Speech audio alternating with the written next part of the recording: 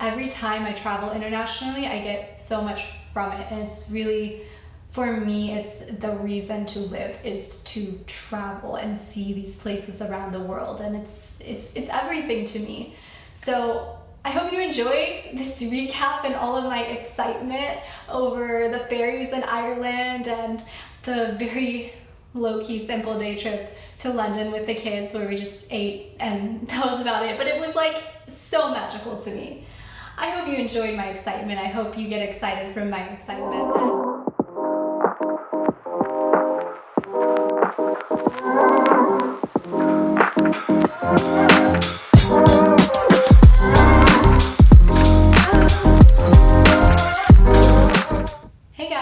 It's Lacey here with the Coffee Witching Hour. Today I am going to be talking to you about one of our favorite days and one of our favorite experiences this past summer, which is traveling to Ireland and to England. And now I did already do a podcast episode about the journey there. That was a little bit more about the plane ride and about the logistics of traveling with kids. And today I kind of want to get a little bit more into the adventure that we had, because I'm going to be starting my PhD program in a few days, which is so exciting. And so, wow, I can't believe it's here already. But I've been thinking about some of our favorite experiences of the summer, and this was definitely one of them. So I will link below to the first part of this episode, which is that podcast episode about our traveling there and back. But yeah, let's dive into the experience today. All right, that's all I've got, so let's do it. Okay, so I did already write a blog post. It was just like a week ago or so about the trip to Ireland and about some of the magic of this country that we visited. And so I'll also link below to that blog post. It was a really short one and it included some pictures, which I don't think any kind of summary about Ireland would be complete without seeing the imagery, because my goodness, Ireland is the greenest place I have ever seen. And I had been there once before, and that was years ago, a completely different situation. It was a romantic situation. It was with a boy. And so this is a completely different experience, being there with my kids and with my parents and being in this Airbnb instead of, well, the first experience I stayed in a hostel, which was a little bit bare bones and just kind of rode a bicycle all around the country. And so it was a different experience, and I expected to think a lot, I think, about that time that I was there before, and I did on the first day or so, but then I was able to kind of set that experience aside and just let it be this new experience that it was, to be present with my kids and to be in it, to be in this magical place. The first time I visited was in Dublin and kind of around the surrounding area. This time was near Cork, which was a city that I had never ever heard of before, so I had literally no reference point. And we didn't stay in the city directly, but we stayed in a village called, oh my gosh, I'm going to mess up all of the names here, but I think it was called, Courtmacsherry. That was the one. Yeah, Courtmacsherry was the name of the village that we stayed in, which is not too far from Cork.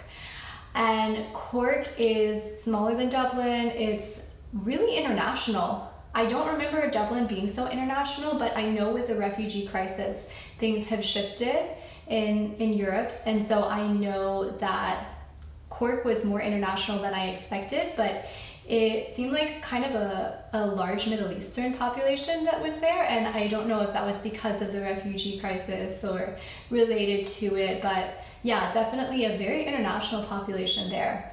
Outside of the city, as you might expect, it's mostly the locals. Mostly, yeah, you see a lot of signs that are in Gaelic and written both in Gaelic and English, but yeah, it's completely different in the village versus in the city. And like I said, we didn't spend a lot of time in Cork itself. We only came for one day, and it was a little bit of an overwhelming day when we were there because the kids were wild that day.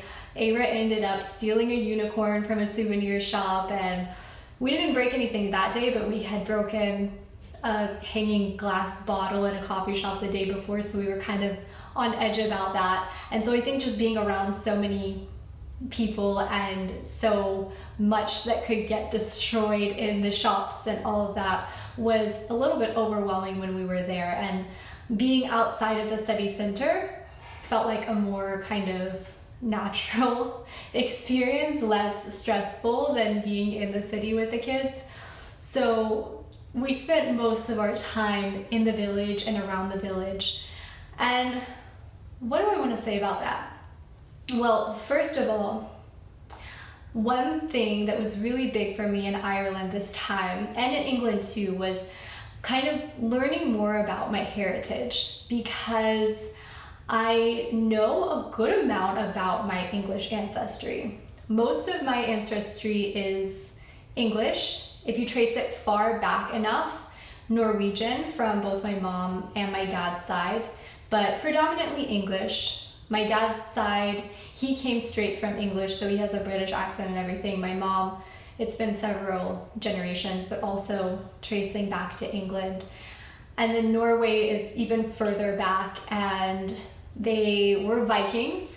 From all that I can gather, they didn't call themselves Vikings as far as I know, but they were sea merchants who sailed over from England and eventually took their families over and married into English ancestry and all of those things. But yeah, so Norwegian, English, and I also do have Irish ancestry, but that's something that's never really been acknowledged much, and I think that's because of the historical conflict between England and Ireland.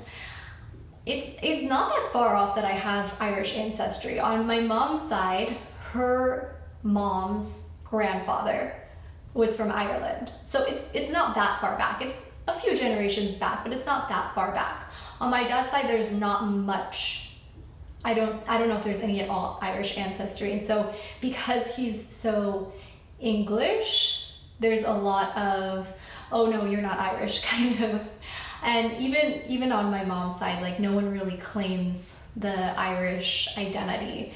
So it's not something that I've really explored in myself, and I've never myself claimed to be Irish, even though I am part Irish. So I was really curious about learning more about my ancestry, learning more about the traditions that come from Ireland, because I know a lot about England, as I said, but I know just very, very little about Ireland.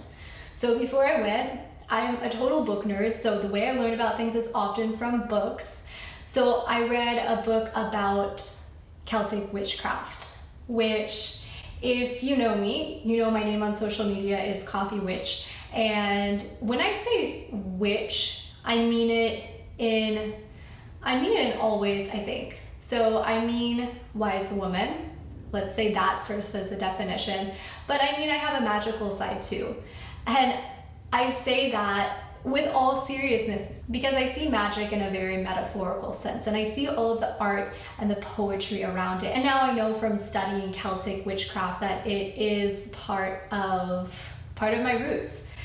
So what I learned from that book was that everything that I was connected to as a child comes from that lineage, really. I was such a tiny little fairy child myself, and I had this, I don't even know, I can't even put the words into how I had this connection, but I had this real like fondness and real true connection with fairies when I was very little. I think a lot of girls do, just because of like the imagery that we see and because of cartoons and things, but I don't ever remember there being any cartoon with fairies in it that I saw. I don't remember anything besides just seeing some artwork, which I don't remember what artwork, where, anything like that, but seeing some artwork, some books maybe, I don't know, where I developed this just love and fondness for fairies, and I would just imagine seeing them in different places, as I think a lot of children do. I remember like just very vivid dreams and things where I would see fairies when I was waking up. And when I say see, don't look at me like I'm crazy. I don't mean I was literally seeing fairies, but just feeling in like an energetic sense in the way that children play, imagining fairies to be there. And so I had this very, very strong connection. But what happens when you live with scientists? You learn that those things are not real. And so I lost that connection once I was able to intellectualize the fact that magic doesn't exist. And so it's something that I've been very far away from for a very long time. And I think that's one really big reason why in my 20s I was just so attracted to Eastern spirituality and things like that, because spirituality was not something that I grew up with. It was something that, as I said, with this like fairy connection and magical connection as a child, I was very, very close with at a very young age, but then lost that connection once I was able to have enough like logic and reasoning to understand my family's perspective of science and atheism and all of those things. Because I did grow up in the Bible Belt, but with a mostly atheist family. So it was something that was just so, I think, missing in a sense from my childhood, and something that I intentionally sought out in my 20s. And now reading this book about Celtic witchcraft and learning that there are fairies for everything in Ireland. There are house fairies, there are forest fairies, leprechauns are a type of fairy, that the fairy connection is just so strong. I'm like, I get it. I understand. Maybe this is where that early childhood love of magic came from, because this is part of my lineage. And I think that was a big understanding for me, or a big learning for me in reading that book. And the other thing is the connection to nature, because Celtic magic and Celtic witchcraft is so closely connected to the land, and it's a way to honor the land, and it's a way to nurture both the land, your home, and yourself. And that's what it was seen as. It wasn't seen as this woo-woo kind of thing. And I think I've read a lot of books about witchcraft that see it in different types of lenses. And so when I read the Celtic witchcraft book, it was more of a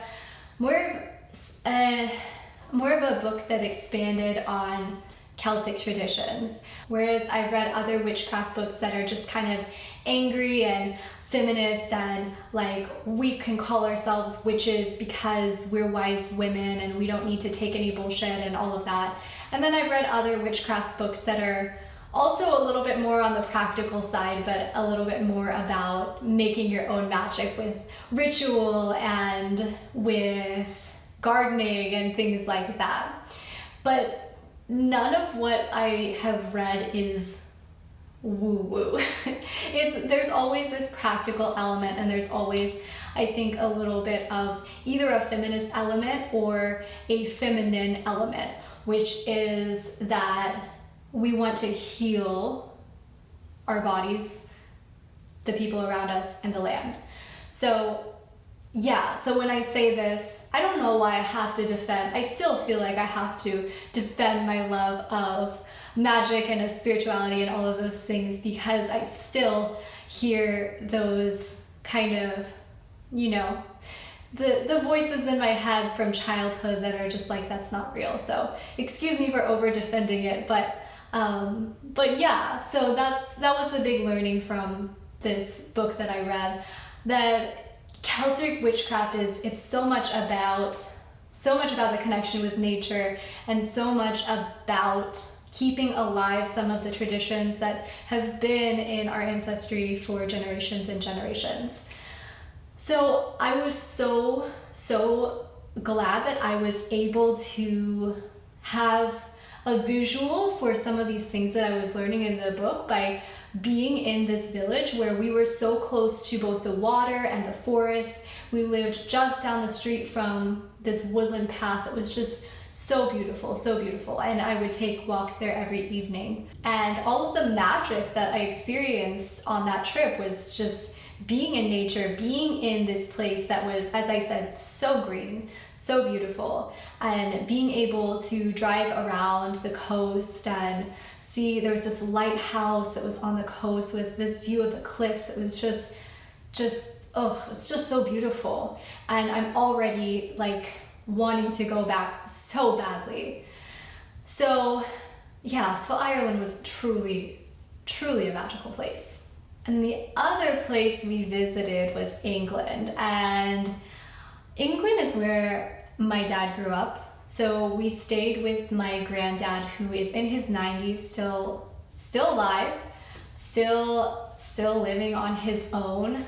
And it was just so good to allow him to meet my son, his great-grandchild, and spend some time in this place that I had been so many times as a child. And just, I have seen this area. It's called Cookfield, is the village that he lives in. It's a village, but it doesn't feel like a village anymore. Maybe it did as a kid, but it's just outside of London, and it has grown and expanded, and it feels more like city than a village now.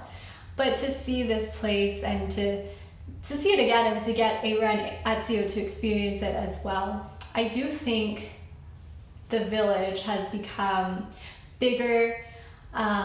It's just sprawled, more expansive, more international, which is amazing. More food options, more coffee shops, and all of the things that come like with having a more diverse international population.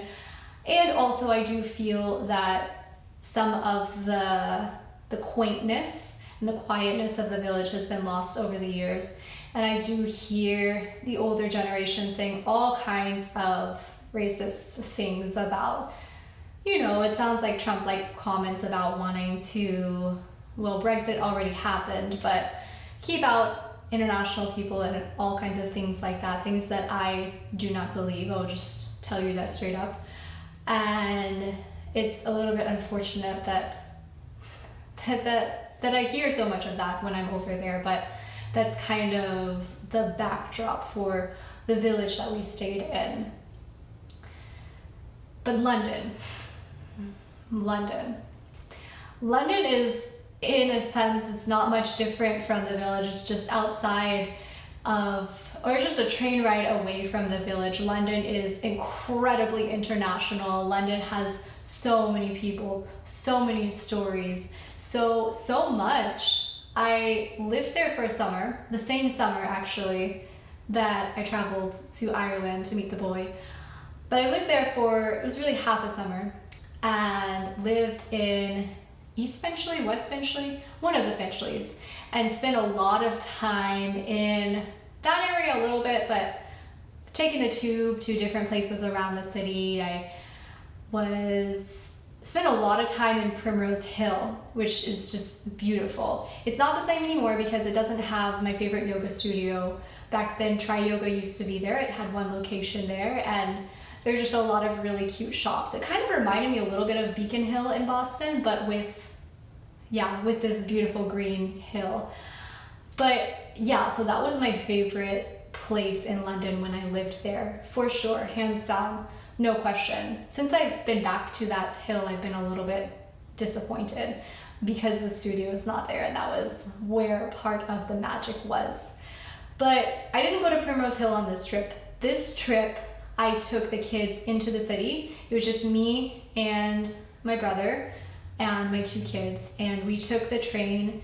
The train was so incredibly quick, and I think because the village has expanded so much, it's like the train rides come like every 5 minutes going to and from London. And so yeah, there were trains to take every 5 minutes, and it was cheaper than I remembered.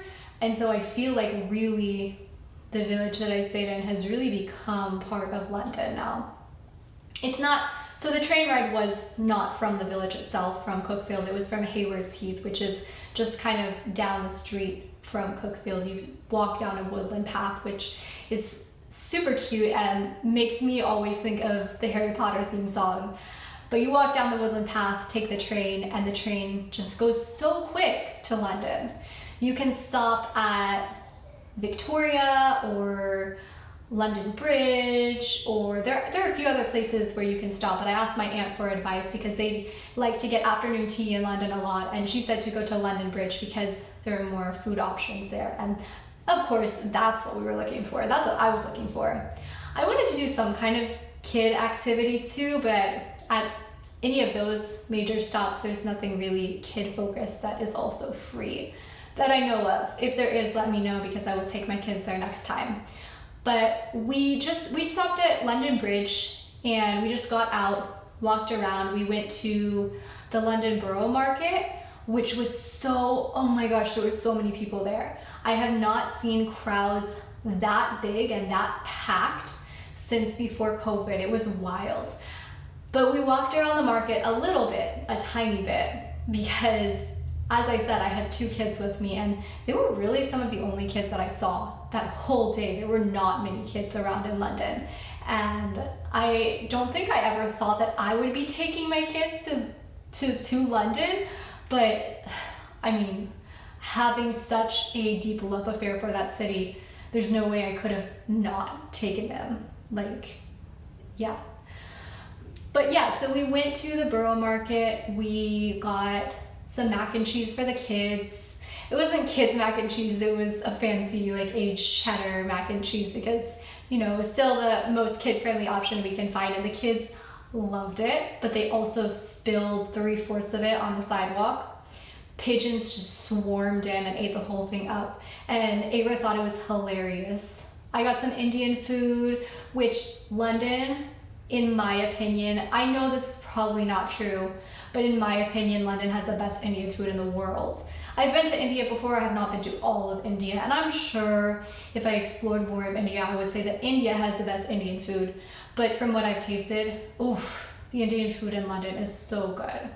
So I got some Indian street food, and then I got coffee, which, you know, of course, is what I'm always going to do when I go to travel anywhere new at all. So got coffee and just walked around, walked across the bridge, walked by St. James, I think, Cathedral, just took a few pictures in a few different places, saw the double-decker buses go by, which Ava loved also. Ava was playing this game pretending that the whole city was her obstacle course, which was kind of cute, and she was running underneath bike racks and running on the like gutter of the road, which was a lot of fun for my brother because I told him his one job was to make sure she didn't run into the street, but she didn't, and he got some parenting training experience, which I think was really good for him. So yeah, we walked across the river and we found a donut shop because Ava wanted something sweet. And when I lived in London, I had a serious sweet tooth at the time, and always when I went out would get something sweet. So I know London has good sweet things. So the donuts were delicious. The donuts were like some of the best donuts I've ever had in my life. They were rose cardamom donuts, I think, and it's surprising that both me and Ava liked them because Ava's taste buds tend to be more on the straight up strawberry side, and mine are like, I like a little spice to it sometimes and a little hint of something like different. So we both loved it, and they gave us one for free, which was amazing. And then we just went home. But the thing is, we were only there for a few hours, really. It was a day trip, but it was really only a few hours. It was really just lunch. But it felt like a lifetime that we were there. And to be honest, like, because Cork was just so difficult, and we had 2 additional adults there, my mom and dad, but it was so much more difficult and just so wild and chaotic with the kids. And I was like, there's no way I can take the kids into London with just my brother.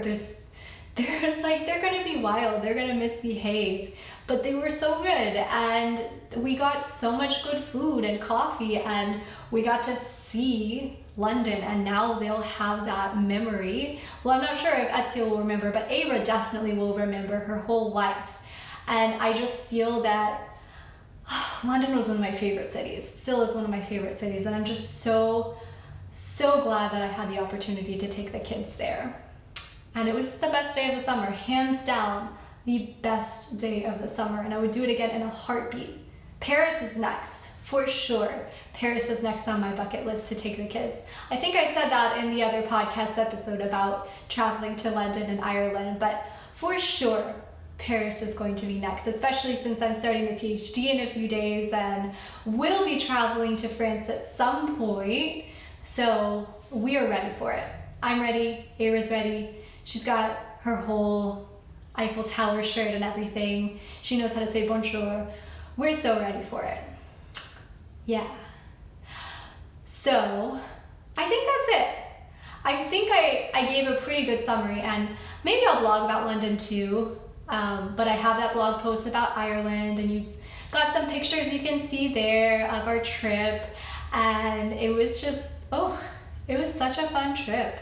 And every time I travel internationally, I get so much from it, and it's really, for me, it's the reason to live, is to travel and see these places around the world, and it's everything to me.